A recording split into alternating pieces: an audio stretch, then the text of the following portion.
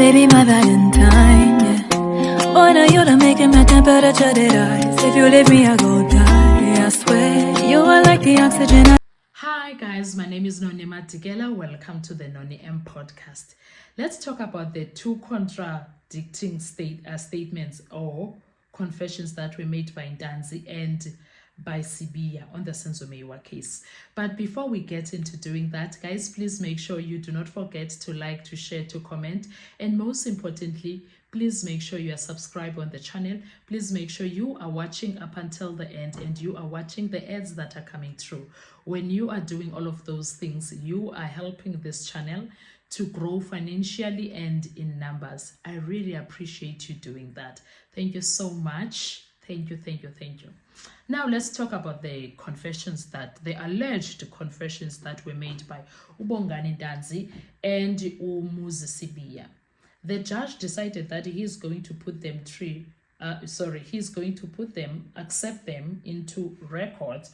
Reason being that he feels that they were never tortured, they were never forced, they were free when they were doing those confessions. That's what he feels, okay? But he said it's not a judgment, it's a ruling. So if ever he listened to the court case and then he finds that no man, something is off, it's not going according to the to the confessions, then he's gonna take them out. That's what he said. We are waiting for that. I think it's gonna happen at the end of the case, but I don't know whether at the end of the state case or at the end of the defense case, the case altogether, I'm not sure. But why do I think that Urata somehow he believes these guys were tortured? Because if he did not believe it at all, why did he say it's a ruling, not a judgment? He does believe it. He does. He looked into the whole situation. He's a very smart guy. And he was like, I just want to hear what's inside there. Maybe that's the only reason he accepted them confessions. Okay, let's get into Muzi's confession. Confession of Muzi speaks of Makimba Buthelezi and Marco Buthelezi. And then also find out Marco and Makimba were in prison at the time of the incident. So it couldn't have been them. Number one. Number two, he says it happened on Saturday. It was the Sabbath. It was the Sabbath, according to Muzi. So it's the wrong day. It's the wrong people.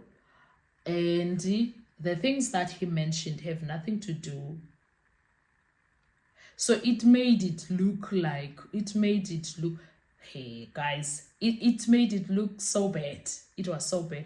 But the question is, why did it form part of the case? If Muzi's story is not aligning with anything, then why did Muzi's story or confession made it part of why did they make it part of the case? It's not making sense. And then Mukhola comes to court and say Muzi lied on his confession. So that makes it out of the window already because of what the police officer that was involved in the investigation said. And then I kind of think that they never checked. Maybe that is the reason they made Bongani Ndanzi make two confessions, right?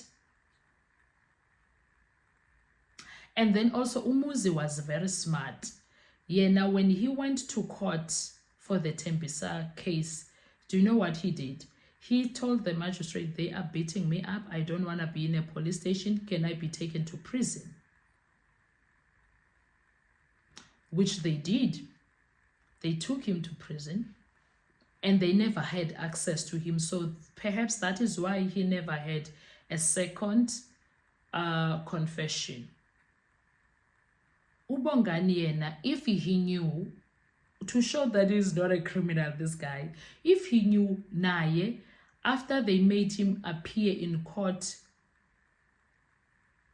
where was his first appearance besides the one of Hlabane.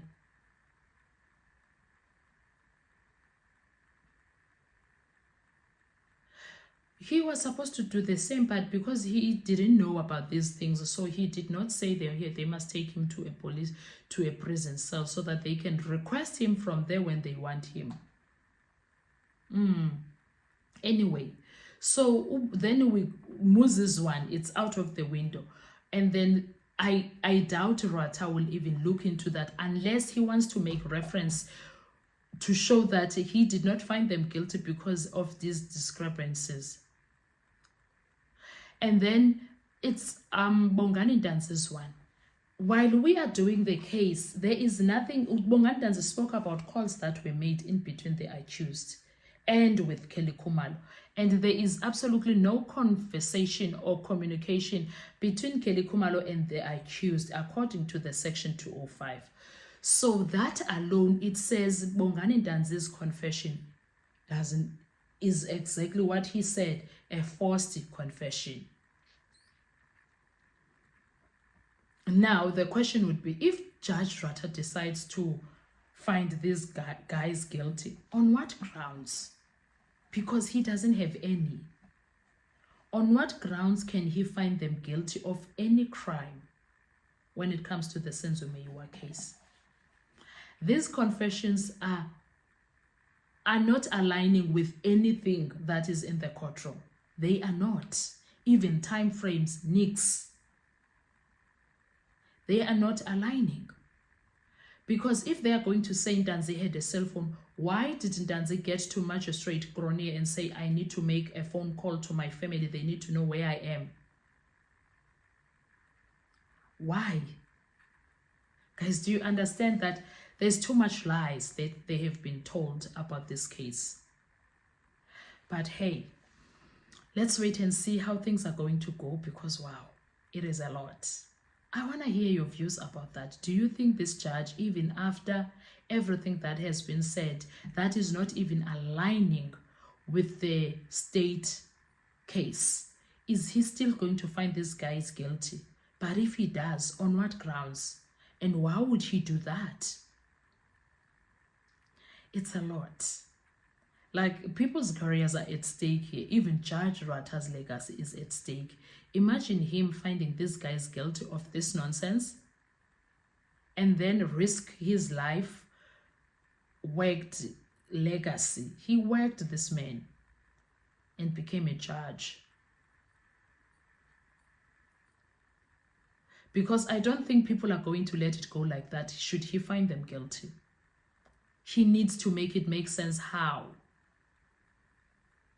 Sure. Anyway, guys, what are your thoughts about the statements, the confessions? Do they stand anything? And do they have any leg to stand on? Because up so far, there is nothing that links the accused with the crime scene.